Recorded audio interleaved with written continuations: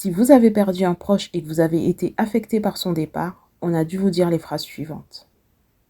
Il faut que tu fasses ton deuil, ma chérie. Il faut vraiment que tu passes à autre chose. Et puis de toute façon, ça te sert à quoi de rester dans cet état? Tu vas pas le ramener à la vie.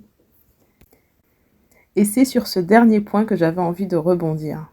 Alors effectivement, votre proche ne sera plus présent physiquement, mais ça ne veut pas dire pour autant que le lien il est coupé. Vous pourrez, selon votre sensibilité, entendre des mots, des phrases, le sentir à vos côtés, avoir la sensation d'être touché par une caresse ou alors qu'il se manifeste dans vos rêves.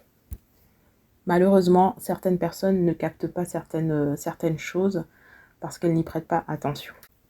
Pour ma part, je parle à mon père, n'en déplaise à certains médiums ou à certaines connaissances.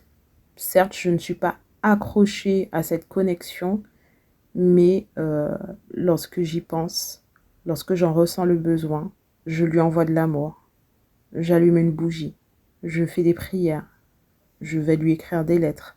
J'écoute vraiment mon intuition et je ne me préoccupe pas de ce que les autres vont dire. Parce que vous aurez des personnes qui vous diront non, faut pas embêter les défunts, faut les laisser, faut pas les prier, faut pas ceci, faut pas cela. Vraiment, écoutez-vous.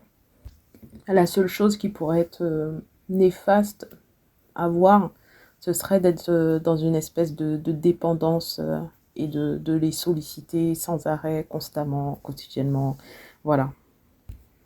Donc si aujourd'hui, votre cœur vous dit d'écrire une lettre, de lui faire une prière, de lui parler, écoutez-vous et faites vraiment ce qui est juste pour vous.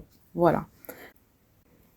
J'en profite pour envoyer des pensées d'amour à mon père et à tous nos chers disparus, que ce soit les vôtres ou les miens. À bientôt.